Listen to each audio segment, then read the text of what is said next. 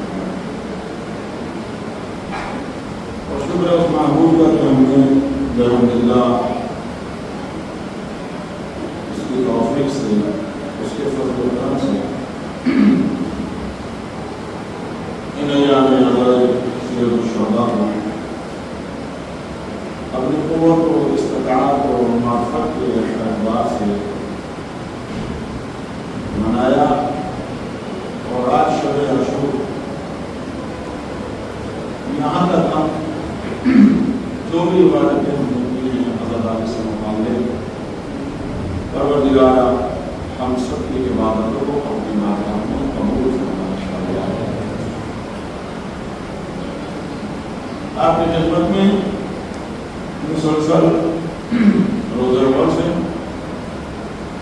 ایک ہی آیت کریمہ کے سامنے گفتگو کا سلسلہ جاری ہے اور ہمارا جو موضوع تھا مدارس کا نعمت اور شکر نعمت، یہ بات حقیقت ہے خدا نے جو ہمیں نعمتیں عطا کی ہیں وہ بے شمار ہیں، لاتعداد ہیں۔ خدا کی اتنی نعمت کا کوئی انسان شکر ادا نہیں کر سکتا، نہ ہی اس کی نعمتوں کو شمار کر سکتا۔ جب آپ کسی ایک نعمت کا شکر ادا کرنے بیٹھیں گے تو اس شکر کا بھی آپ کو کچھ شکر ادا کرنا، اس لیے کہ اس شکر کی توفیق بھی آپ کو خدا نہیں دی۔ امام حسین علیہ السلام یہاں پہ صلوات پڑھیں۔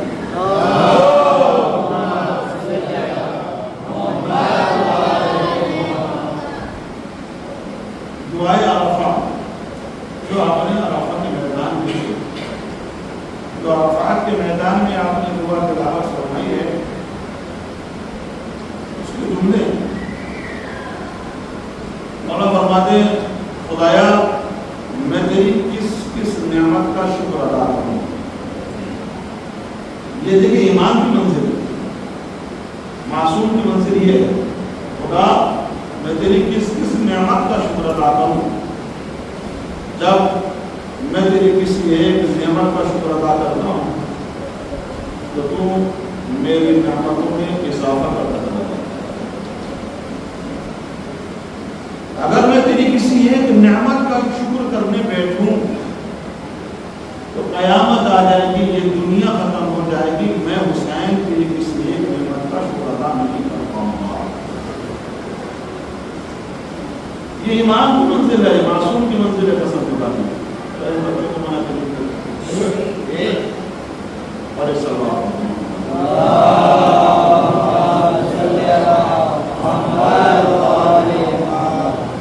ایک نعمت ہے جس کا ہمیں خدا کی ہر حال میں شکر ادا کرنا ہے۔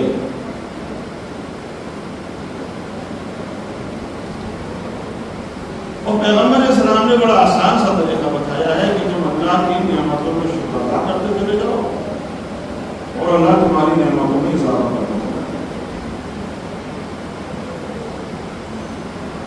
غربت کا جو سلسلہ ہے یہ خدا کی طرف سے نہیں ہے، یہ کچھ ہماری کوتاہیاں ہیں، ہماری کمی ہے، ہمارے اعمال کا نتیجہ ہے۔ جو خدا نے ہمیں دے رکھا ہے ہم اس پر صحیح معنوں میں اللہ کا شکر ادا نہیں کرتے۔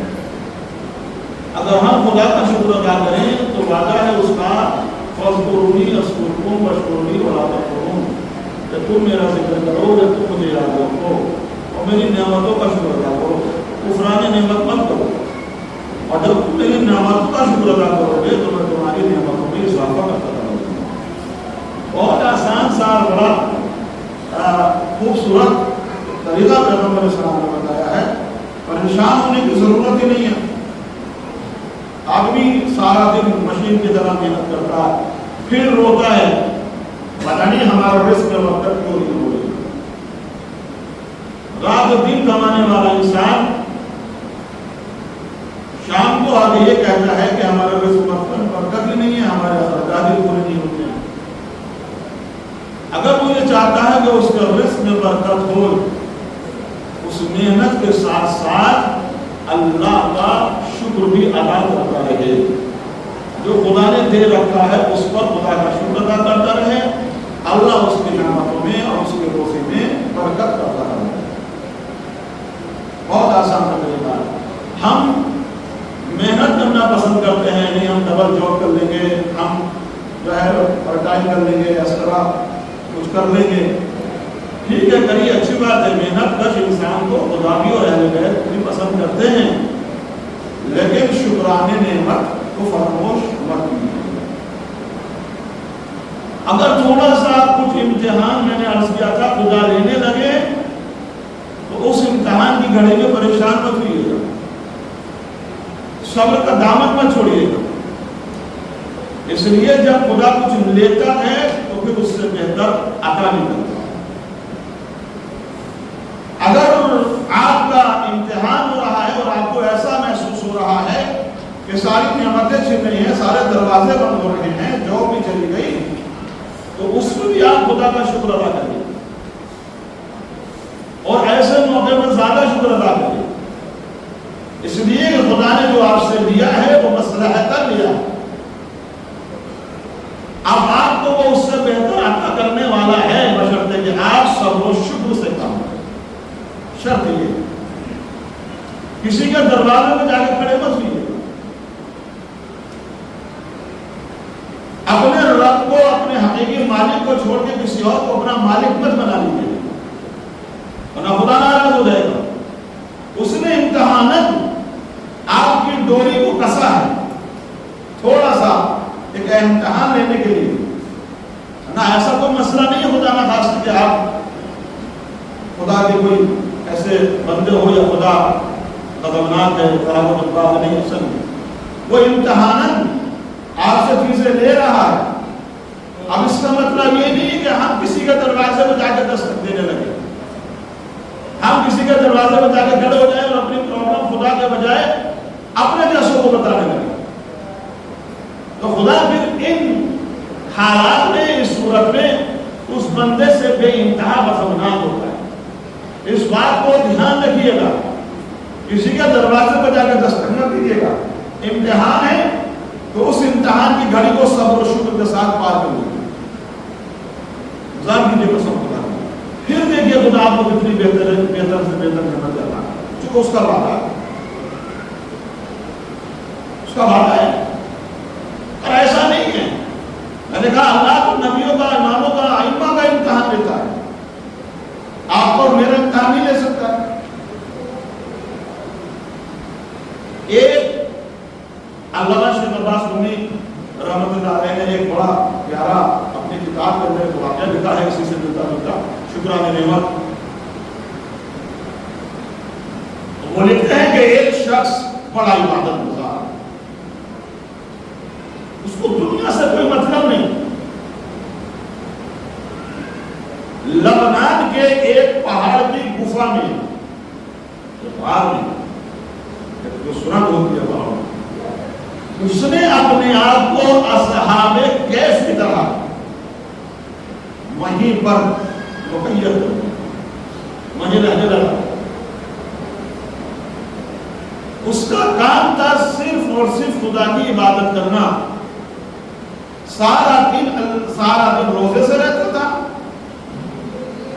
اور دن میں خدا کی، رات میں خدا کی عبادت کرنا۔ دنیا سے اسے کوئی مطلب نہیں تھا، اس کا مشغلہ تھا صرف اور صرف اللہ کی عبادت کرنا۔ اس نے اپنی تنہائی کو اپنی عزت کا خزانہ سمجھ رکھا تھا۔ وہ اپنی تنہائی میں بہت خوش تھا، بڑا مسرور تھا، کبھی اپنی اس غفا سے، اس غار سے نکل کر نہیں آتا تھا۔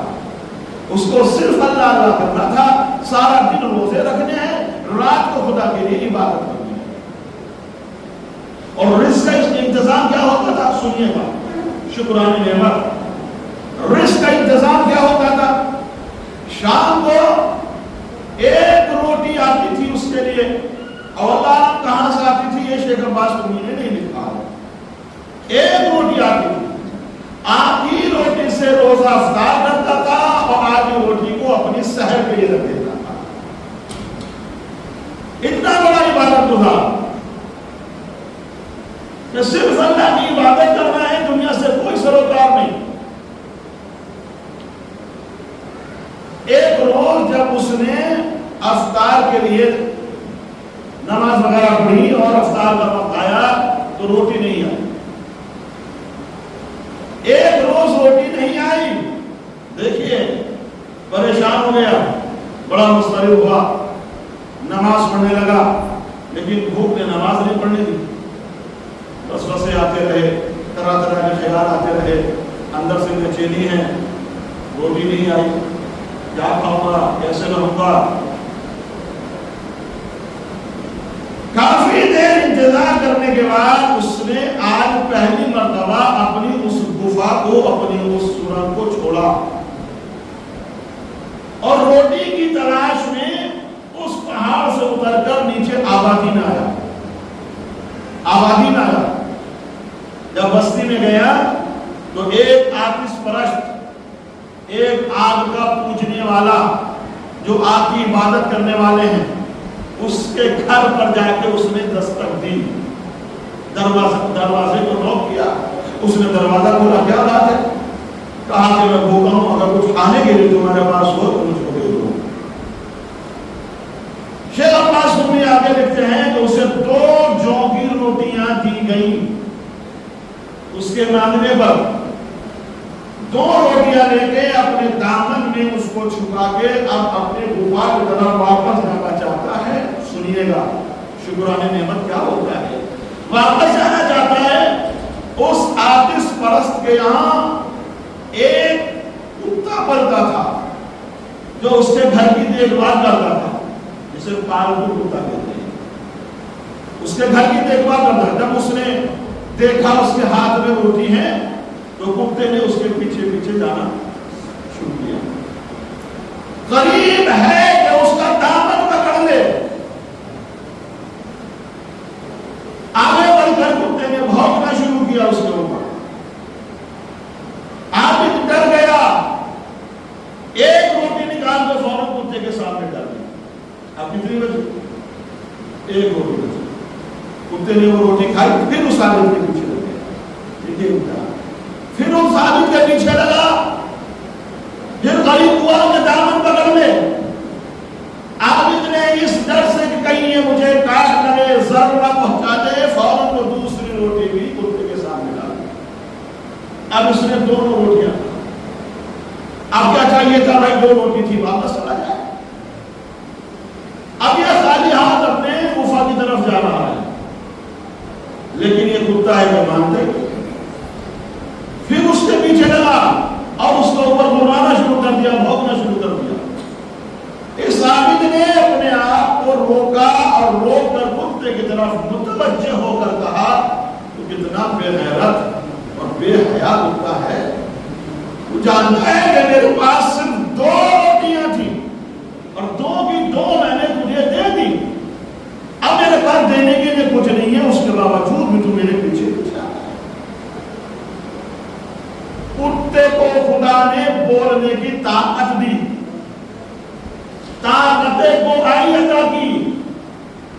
کتے نے کہا ذرا اپنے گریبان میں جھانک کر دے کہ بے غیرت کون ہے، اور ہی نہیں کرتا اپنے گریبان میں جھانک کر دے کہ بے غیرت کون ہے، تو یا میں۔ ایک عرصہ ہو گیا مجھے اپنے اس مالک کے یہاں رہتے ہوئے،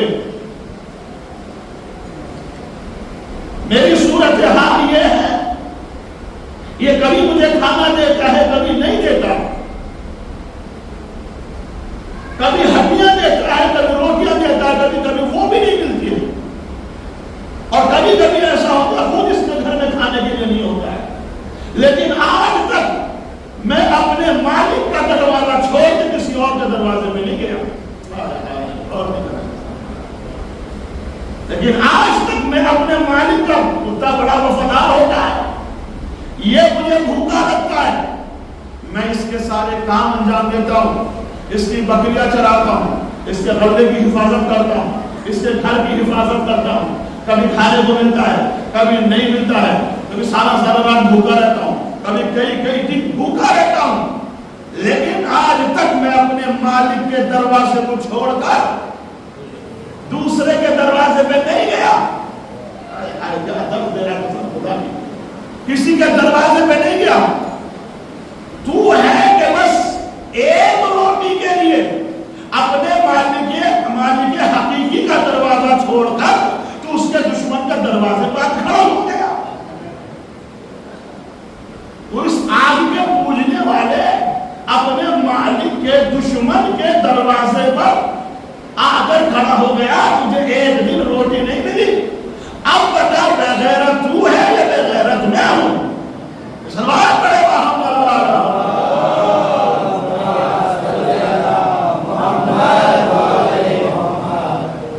سمجھ میں آئے نا؟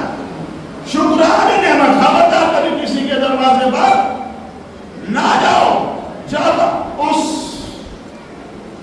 جانور نے اس عابد سے گفتگو کی کہ آج تک میں اپنے مالک کا دروازہ چھوڑ کر کسی اور کے دروازے میں نہیں گیا، اور تو ہے کہ بس اس کے دشمن کے سامنے آ کے ہاتھ پھیلا دیا، اپنے مالک کے دشمن کے سامنے آ کے گڑگڑانے لگا۔ اب بتا بے غیرت کون ہے؟ جب اس جانور نے اس لہجے میں اس عابد سے گفتگو کی، سنفلا کی شیخ عباس کو ملتے ہیں، بے ہوش ہو گیا، زمین پر گر گیا۔ علماء، فقہاء، دانشوران سب نے مل کر ایک ہی جملہ لکھا ہے، حق شناس کتا بہتر ہے ناشکرانے انسان سے۔ سوال پڑے محمد والے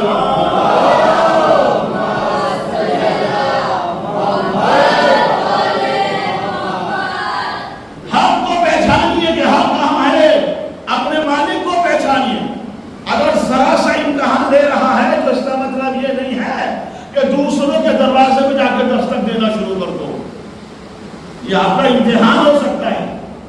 اللہ نے جو دیا ہے جب متوجہ رہیں تو دیا ہے، اس پر اللہ کا شکر ادا کر کے چلے جاؤ۔ اس عابد کو کیا چاہیے تھا؟ خدا روز دے رہا ہے، ایک روٹی روز آ جاتی ہے، اس میں میرا گزارا ہو جاتا ہے، آج نہیں آئی تو صبر کرو۔ صبر نہیں کیا، صبر کا دامن چھوٹ گیا، اور ایک جانور نے اسے اس کی حقیقت بتا دی کہ تم کتنے بڑے عابد ہو، تم خدا کتنے بڑے بندے ہو۔ خدا نے ایک کتے کے سامنے اس عابد کو ذلیل کرا۔ انسان ایسے ہی ذلیل ہوتا ہے جب وہ اپنے معبود حقیقی کا دروازہ چھوڑ کر دوسروں کے دروازے پہ جا کے دستک دینا شروع کرتا ہے، ایسے ہی ذلیل ہوتا ہے۔ خبردار، اپنی عزت نفس کو محفوظ رکھیے گا، کسی کے بھی سامنے جا کے ہاتھ نہ پھیلا دیجیے۔ خدا سب سے زیادہ اس بندے پر غضبناک ہوتا ہے کہ جو خدا کے علاوہ کسی اور سے مانگتا ہے، جو خدا کے علاوہ کسی اور سے لو لگاتا ہے، جو خدا کے علاوہ کسی اور سے امید رکھتا ہے. اور خدا سب سے زیادہ اس بندے سے خوش ہوتا ہے جو اپنے راز خدا کو بتاتا ہے. سب سے زیادہ اس سے خوش ہوتا ہے کہ جو اپنے راز اور اپنی ساری تکلیفیں اپنے خدا کو بتاتا ہے. اللہ نے سب سے بہترین ذریعہ خدا سے بات کرنے کا دعا بنایا ہے. کتنا پیارا ذریعہ دیا ہے. الدعاء صلاح المومن. پیغمبر علیہ السلام فرماتے ہیں کہ یہ دعا مومن کا اسلحہ ہے جس کے ذریعے سے مومن اپنی مشکلات کا سامنا کرتا ہے، اپنے مسائل کو دفاع کرتا ہے، ڈیفینس کرتا ہے دعا کے ذریعے سے اپنی مشکلات کو. دعا بہترین اسلحہ ہے ایک مومن کے لیے. تو اپنے اسلحے کو استعمال کیجئے، خدا کی بارگاہ میں دست دعا بلند کریں اور اہل بیت کا واسطہ دے کر خدا سے مانگیے، اس لیے کہ اس نے وعدہ کیا ہے ادعونی استجب لکم. اے میرے بندے تو مجھے پکار، میں تیری دعا قبول کروں گا. لبیک یا حسین، لبیک یا حسین، لبیک یا حسین، لبیک یا حسین. باوجہ بلند سلوات.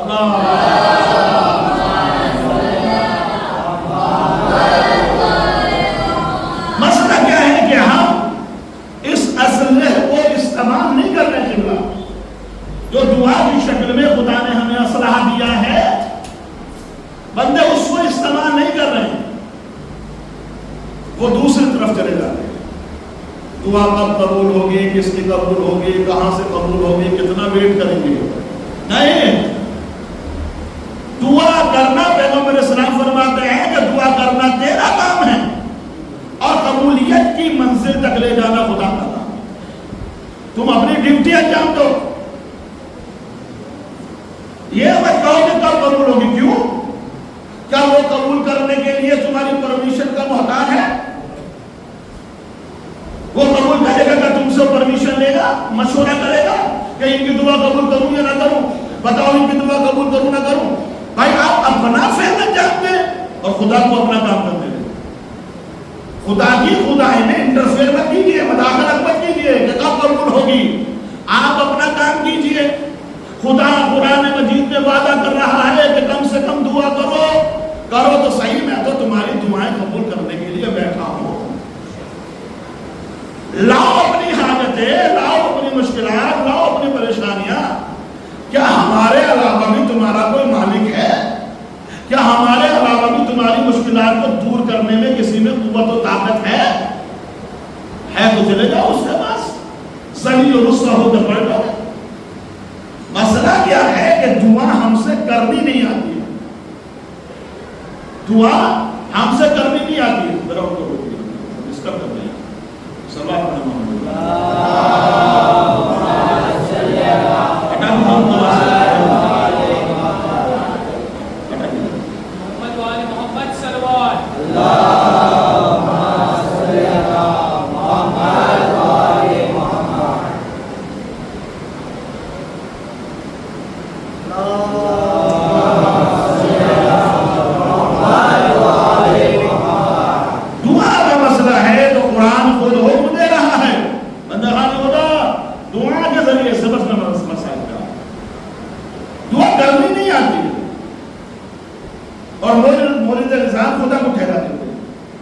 دعا ہماری قبول نہیں ہوئی.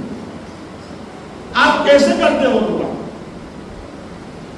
جناب موسیٰ جیسے نبی کو حکم تھا، موسیٰ صرف اپنا پیٹ مت بھرتے رہنا، اپنے پڑوسی کا بھی خیال رکھنا. دعا کا بھی یہی مسئلہ ہے. صرف اپنے لیے مانگتے رہو، اپنے لیے مانگتے رہو، خدا یہ دے وہ دے یہ دے وہ دے، اور بس اپنا ہی خیال ہو. تو حدیث میں ہے کہ ایسے بندے کی کوئی دعا قبول نہیں ہوتی. دعا اس کی قبول ہوتی ہے کہ جو اپنے سے زیادہ اپنے برادر مومن کے لیے طلب کرے، جو اپنے برادر مومن کو اپنی دعاؤں میں یاد رکھے. جناب صدیقہ طاہرہ، جناب فاطمہ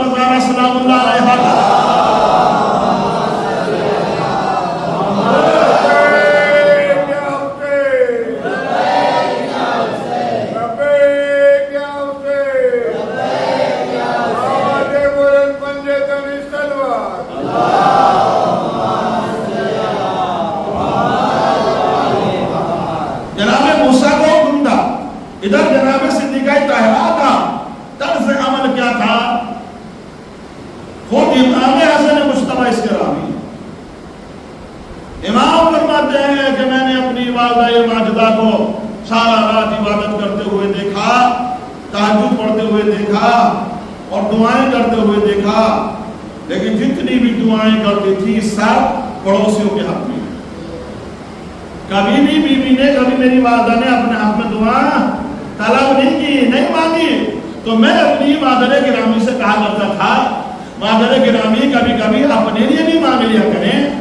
تو جناب زہرا فرماتی تھی کہ اجار سمت دار، میرے لال گھر والوں سے زیادہ پڑوسیوں کا حق ہوتا ہے،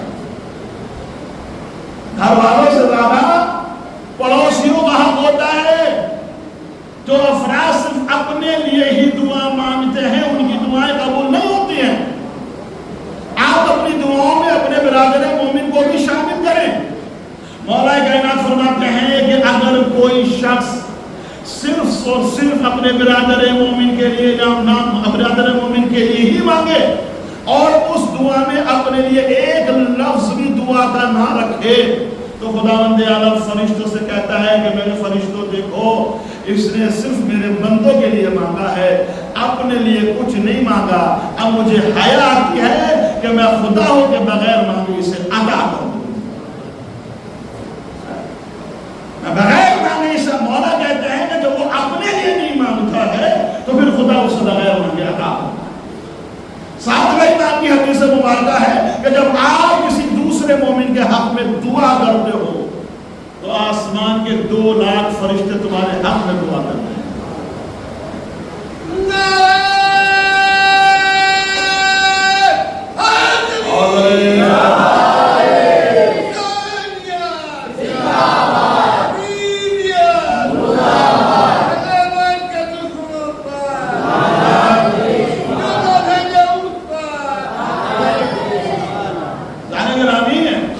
دعا اپنے آپ میں ایک بہت بڑی عبادت ہے۔ اللہ کو دعا اتنی پسند ہے کہ اس نے نماز جیسی عبادت کو بھی دعا کی شکل میں اتارا ہے، دعا کی شکل میں اتارا ہے۔ آپ نماز میں کیا پڑھتے ہیں، کیا بولتے ہیں؟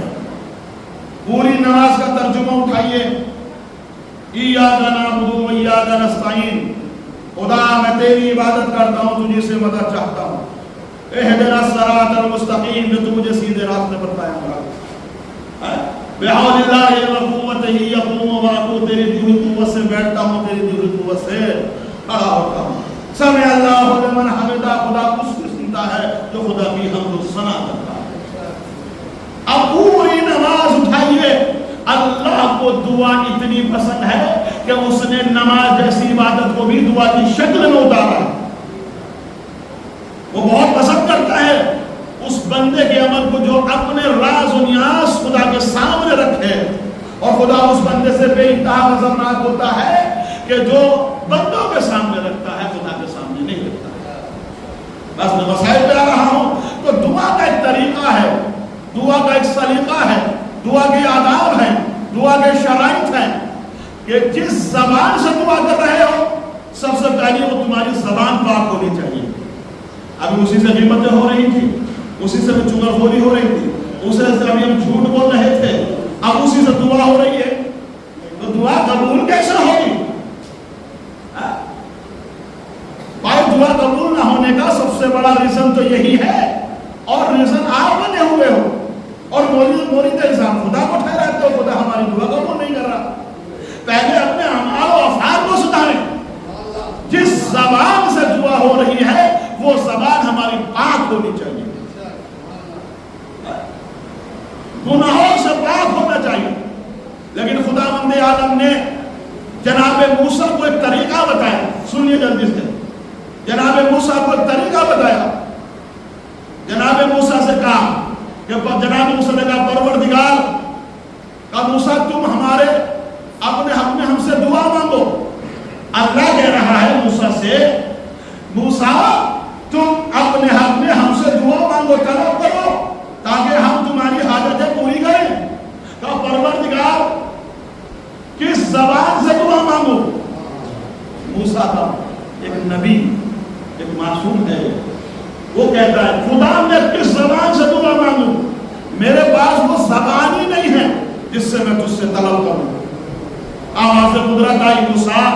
تمہیں اپنی زبان کے بارے میں علم ہے لیکن اپنے برادر مومن کی زبان کے بارے میں تو علم نہیں ہے، لہذا تم اس سے کہو وہ تمہارے حق میں دعا کرے اور تم اس کے حق میں دعا کرو تاکہ میں تم دونوں کی دعاؤں کو قبول کروں۔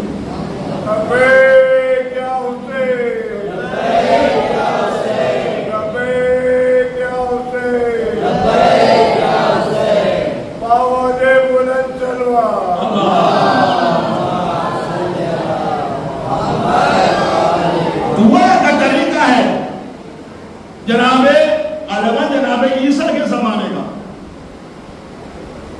ایک نوجوان بڑا عبادت گزار، سنیے اب آپ کی سماعتوں کا امتحان ہے اور پھر مسائل انشاءاللہ۔ جناب عیسیٰ کے زمانے کا ایک نوجوان جو بڑا عبادت گزار اللہ سے دعا مانگ رہا ہے لیکن اس کی دعا قبول نہیں، اس کی دعا قبول نہیں ہو رہی ہے۔ نوجوان غریب ہے، غربت ساتھ نہیں چھوڑ رہی، ماں رکھتا ہے، ماں نابینا ہے، اولاد بھی نہیں ہے، خدا سے دعا مانگ مانگ کر تھک گیا، پروردگار میری غربت کو امیری میں بدل دے، خدا میری ماں کی آنکھوں میں روشنی دے دے، رب کائنات مجھے صاحب اولاد بنا دے، لیکن اس کی دعا قبول ہی نہیں ہوتی ہے۔ تھک گیا، اپنے زمانے کے نبی کے پاس گیا، یا نبی اللہ میں خدا سے دعا مانگ رہا ہوں لیکن میری دعا قبول نہیں ہو رہی، میری ریکویسٹ ہے، میری گزارش ہے آپ سے کہ آپ نبی خدا ہیں، آپ میرے حق میں دعا کر دیں تاکہ میری مشکلات آسان ہو جائے۔ کہا تمہاری دعا کیا ہے؟ کہا کہ میری 3 دعائیں ہیں، ماں رکھتا ہوں، نابینا ہے، چاہتا ہوں کہ اس کی آنکھوں میں روشنی آ جائے، بے اولاد ہوں، چاہتا ہوں کہ خدا مجھے ایک وارث عطا کر دے، غربت کی زندگی گزار رہا ہوں، چاہتا ہوں کہ خدا میرے ان دنوں کو امیری میں بدل دے۔ جناب عیسیٰ نے کچھ دیر سوچا اور سوچنے کے بعد کہا کہ میری خدا سے گفتگو ہوئی ہے، اس سال تو تمہاری کوئی دعا یا آج تمہاری کوئی دعا قبول نہیں ہوگی، کل آنا تو میں خدا سے تمہاری دعائیں رکھوں گا۔ اور میں نے خدا سے گفتگو کی ہے، اللہ یہ کہتا ہے کہ ہم اس بندے خدا کی ان تینوں ہم کل آنا تو کل ہم آپ کے لیے دعا کریں گے۔ اب کل صبح نمودار ہوتی ہے، یہ بھیج جو گیا نبی خدا کی بارگاہ، یا نبی اللہ آپ کے کہنے اور وعدے کے مطابق میں آیا، اب میرے حق میں دعا کر دیجیے۔ کہا کہ ہم نے خدا سے کلام کیا، گفتگو کی ہے، اس سال تمہاری صرف ایک ہی دعا قبول ہوگی، تینوں دعائیں قبول نہیں ہونے کی۔ ذرا لطف لیجیے گا قسم خدا اور اپنی سماعتوں کا، آپ کتنے انٹیلیجنٹ ہیں، کتنے ہوشیار ہیں، میں دیکھتا ہوں اس جملے کے اوپر قسم خدا۔ کہا کہ اس سال تمہاری صرف ایک ہی دعا قبول ہوگی، تینوں دعائیں قبول نہیں ہوں گی۔ اب مجھے یہ بتاؤ کہ ان تینوں دعاؤں میں سے تم کون سی دعا قبول کروانا چاہتے ہو؟ ماں کی آنکھوں میں روشنی چاہتے ہو، یا اولاد چاہتے ہو، یا امیری چاہتے ہو؟ اب یہ بندہ ایسا پھنسا بیچارہ، اب کیا جواب دے؟ ماں کی آنکھوں میں روشنی بھی ضروری، ایک اولاد کا ہونا بھی ضروری، ادھر غربت سے پریشان، امیری مل جائے، کل اس سال تو صرف تمہاری ایک ہی دعا قبول ہوگی، تینوں دعائیں قبول نہیں ہونے والی ہیں، بس بتاؤ کہ تمہیں ان میں سے کون سی دعا قبول کرانی ہے۔ اچھا ہم ہوتے تو کیا مانتے ہیں؟ بات کر بولو، نہیں بولو، ڈر کیوں رہے ہو؟ موجز بول رہا ہے لیکن لوگ نہیں بول رہا، شرم کرو یار، سلوات پڑھے محمد والے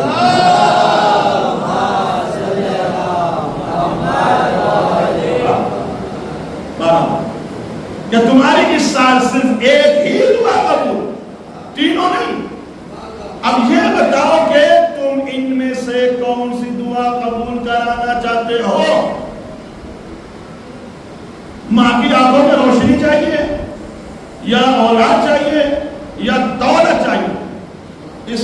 دیر سوچا اور سوچنے کے بعد کہا یا نبی اللہ ٹھیک ہے میری ایک ہی دعا قبول کروا دیجیے. کہا بتاؤ کیا چاہیے؟ کہا میں یہ چاہتا ہوں کہ میری ماں میرے بچے کو سونے کے پیالے میں کھانا کھاتا ہوا دیکھے.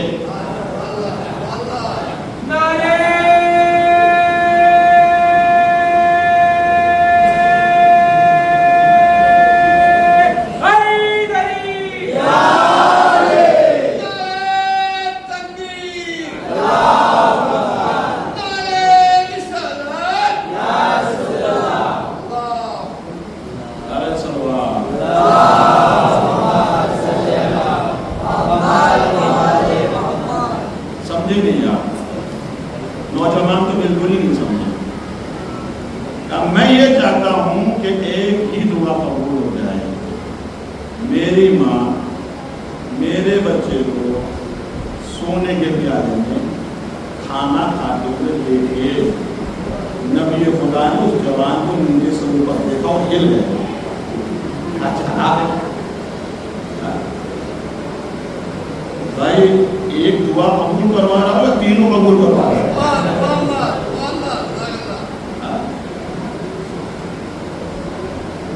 ماں کی آنکھوں میں روشنی ہوگی تبھی تو دیکھ پائے گی. روشنی بھی آ گئی. میرے بچے کو دیکھے ایک ہی دعا میں اولاد بھی مانگ لی سونے کے پیالے میں. اب کسی غریب کے گھر میں تو سونے کا پیالہ ہو ایک ہی دعا میں امیر بھی مانگ لی. نبی خدا ہل گئے. کیا بھائی ایک مانگ رہے ہو تینوں مانگ رہے ہو؟ بڑے چالاک ہو. نبی خدا کی تو بات چھوڑیے آواز قدرت آئی. اے نبی خدا ہم اس کے بولے من پہ بڑے خوش ہیں. اس کی ایک نہیں تینوں قبول ہو گئی. صلوات پڑھے وہاں پر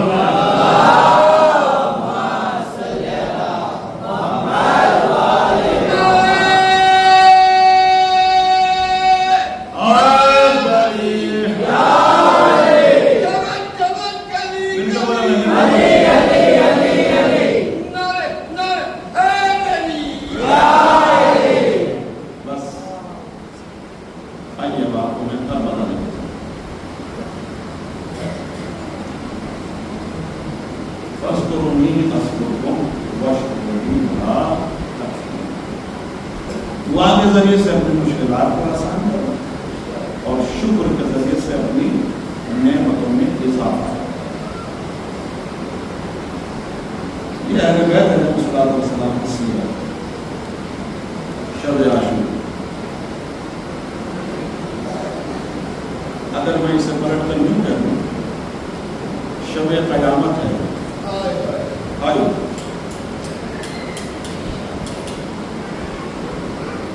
عاشور خانے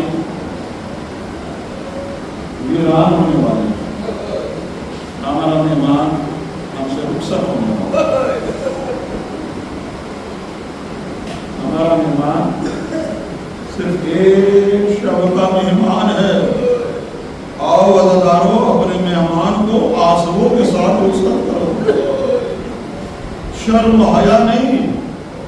آخری شب ہے رونے کی. دل بھر کر غصہ نہیں. دل بھر کر غصہ نہیں. آج ایک ایسے معصوم ننھے مجاہد کا ماتم ہے جسے یہ بھی نہیں پتا کہ تیر کھا کر رویا جاتا ہے یا ہنسا جاتا ہے.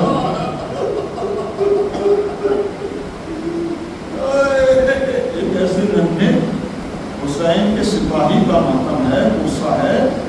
آپ جناب رباب کو غصہ دینا ہے اس کے بچے کا جو صاحب اولاد ہیں جو میری مابین ہیں جن کی گودیاں آباد ہیں. ذرا تصور کریں جناب علی اصغر 6 مہینے شب عاشور ہے. حسین ایک ایک خیمے میں جا کر دیکھ رہے ہیں. خیموں کے باہر چہل بندی ہو رہی ہے. ہر ایک بیوی اپنے بچے کو آمادہ جنگ کر رہی ہے. میرے لال صبح عاشور ہے. سب سے پہلے اپنے آقا مولا کی قدموں میں جان قربان کر دے گا. ادھر جناب ام لیلا، ادھر جناب فروا، ادھر جناب زینب اپنے بچے کو لیے بیٹھی ہیں. ایک خیمے کا منظر حسین نے دیکھا اور برداشت نہ ہوا. رباب جھولا جھولا رہی ہیں اور اپنے اس ننھے بچے سے مخاطب ہیں، میرے لال صبح عاشور ہے، اپنی ماں کو شرمندہ نہ کرا دینا. جناب زہرا کے سامنے میں شرمندہ نہ ہو جاؤں. میرے لال نے اس کو گفتگو کرنا محشر کے میدان میں. ہر ایک اپنی جان قربان کرے گا، تم بھی اپنی جان کو اپنے پاپا پر قربان کر دینا. اللہ اکبر. جزاکم ربکم. خدا آپ کو کسی بندے نہ بلائے سوائے اللہ سید الشہداء. ازانی گرام، امام حسین علیہ السلام ہر ایک خیمے کا جائزہ لے چکے. عاشور کا روز ہے، سب شہید ہو گئے، صرف ایک ننھا سپاہی خیمے میں بچا. حسین کا ایک ننھا سپاہی، ایک مجاہد بچا ہے. مولا حسین نے خیمے کے باہر کھڑے ہو کر ایک نعرہ بلند کیا، حل من ناظرین یمشون. آواز بلند ہو، حق کے گریہ ادا ہونا چاہیے. ہے کوئی جو میری مدد ہے؟ یہ آواز خلاف اور فضاؤں میں گئی اور یہی آواز جناب علی اصغر کے کانوں میں آئی. اس ننھے شیروار نے اپنے آپ کو جھولے سے گرا دیا. بابا کی آواز سنی، اصغر نے جھولا چھوڑا، تڑپ گئے. ماں نے بچے کو آغوش میں لیا. زینب آگے بڑھی، خیمے میں کوہرام برپا ہو گیا. حسین دوڑتے ہوئے آئے. زینب، میری بہن ابھی حسین زندہ ہے یا رونے کی آوازیں کیسے بلند ہو رہی ہے؟ ایک گریہ کا بھیا ابھی آپ نے جو ایک نعرہ بلند کیا، علی اصغر نے اپنے آپ کو جھولے سے گرا دیا.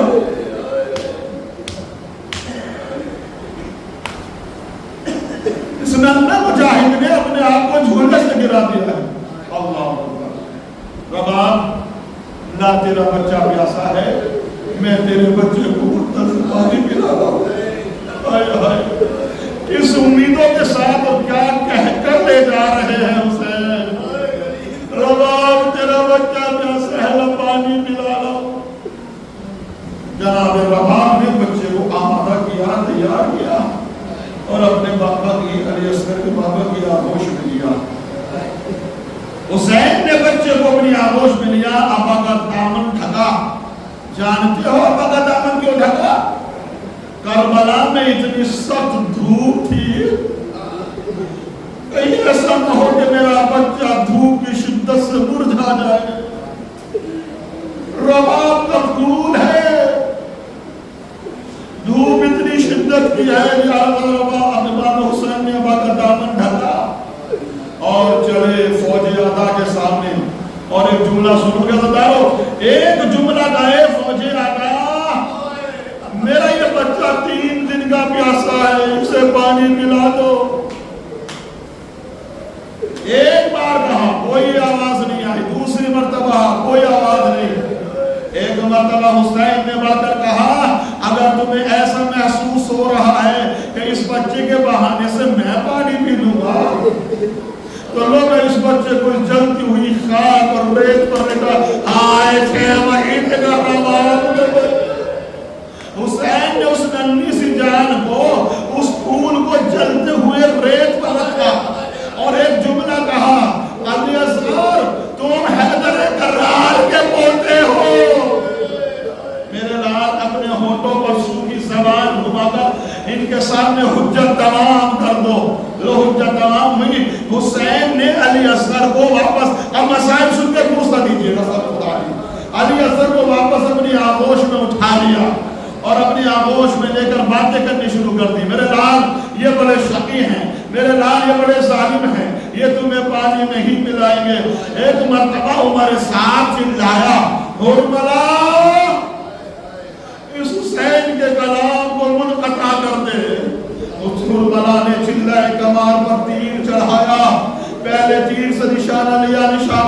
گیا، دوسرے تیر سے نشانہ لیتا ہے، چوک گیا، تیسرا تیر چلایا، اس کا نشانہ، ایک مرتبہ عمر ساتھ چلایا اور کہا اگر مجھ سے کوئی یہ سوال کرتا کہ تیری فوج میں سب سے بہادر کون ہے، سب سے بہترین نشانے والا کون ہے، تو میں کہتا ہرملا، لیکن آج تجھے کیا ہو رہا ہے، تیرا ہاتھ تیرا نشانہ خطا کیوں کر رہا ہے، تیرا ہاتھ جملہ سنیے گا، تیرا ہاتھ کیوں کام رہا ہے۔ ایک مرتبہ ہرملا نے کہا عمر ساتھ جو میں دیکھ رہا ہوں وہ تو نہیں دیکھ رہا، جب میں علی اصغر کے گلے کا نشانہ لیتا ہوں، کبھی ایک ننھی بچی سوکھا کوزہ لیے دونوں ہاتھ بنا کر کے کہتی ہے ہرملا میرے بھائی نے تیرا کیا بگاڑا۔ خدا تو اس علم میں نبلا اسرائیل سید الشہداء کے آواز بلند ہو جوانوں، ہم کے گری آتا ہو، شرم نہیں ہونی چاہیے، شب عاشور ہے، شب قیامت ہے، ہرملا بتا میرے بھائی نے تیرا کیا بگاڑا ہے۔ کبھی کوئی سامنے آتا ہے میرا نشانہ چھوٹ جاتا ہے، اب ہرملا نے اس تیر کا استعمال کیا جسے تیر شعبہ کہا جاتا تھا، جس کے لیے عربیوں نے قسم کھا رکھی تھی کہ اس تیر کو کسی انسان پر استعمال نہیں کرنا ہے، اس تیر سے بڑے بڑے گھوڑے اور بڑے بڑے جانوروں کا شکار ہوا کرتا تھا۔ ہائے رباب کے علی اصغر کی قسمت، ہرملا نے وہ تیر استعمال کیا علی اصغر پر جسے تیر شعبہ کہا جاتا تھا، جسے عربی کھڑے ہو کے نہیں چلا پاتا تھا، اسے چلانے والا زمین پر گھٹنے ٹیک کر چلاتا تھا۔ ایک مرتبہ ہرملا نے زمین پر گھٹنا ٹیکا، شعبہ تیر سے علی اصغر کے گلے کا نشانہ لیا، ادھر تیر چلا، گویا کہ علی اصغر کی موت چلی، تیر علی اصغر کے گلے پر، امام کا بازو چھنا، رباب خیمے سے چلائی میرے لال ہوشیا، بابا پر کوئی آج نہ آ جائے، عجب نہیں کہ حسین، عجب نہیں علی اصغر نے امکر کہا بابا آپ کا بازو چھت گیا، اے بابا میری ماں سے شکایت نہ کرنا، بس ماں سے اتنا کہہ دینا تیر بڑا تھا، علی اصغر کا گلا چھوٹا تھا، اس لیے بابا آپ کا بازو چھت گیا۔ بس مجلس تمام ہے، جو تم نے پڑھنے کی اجازت دے دے، بابا آپ کا بازو چھت گیا، بابا آپ کا بازو زخمی ہو گیا، ماں سے شکایت نہ کرنا، علی اصغر کا گلا چھوٹا تھا، ہرملا کا تیر بڑا تھا، اس لیے بابا آپ کے بازو زخمی ہو گیا۔ حسین نے اب قیامت کا جملہ قسم ہو جائے گی، حسین نے علی اصغر کو ابا کے دامن سے پھر ڈھکا، ایک مرتبہ خیمے کی جانب چلے، کیا کہہ کے گئے تھے رباب تیرے بچے کو پانی ملا لاؤ، بابا تیرا بچہ، اب کس منہ سے کہے میں پانی ملا کر لے آیا، ہمت ساتھ نہیں دیتی، خیمے کے قریب آئے، 7 مرتبہ آگے بڑھ کر کہا انا للہ و انا الیہ راجعون، پھر پیچھے ہٹے انا للہ و انا الیہ راجعون، رباب تیرا علی اصغر آ گیا، سکینہ خیمے سے نکلے، اے بابا بھیا پانی پی آیا، میں پیاسی رہ گئی، اب جو ابا کا دامن ہٹا، بیویوں میں کوہرام مچ گیا، علی اصغر کا گلا چھدا ہوا تھا، سکینہ نے سر و سینہ پیٹا، اب میں کس کا جھولا جھولاؤں؟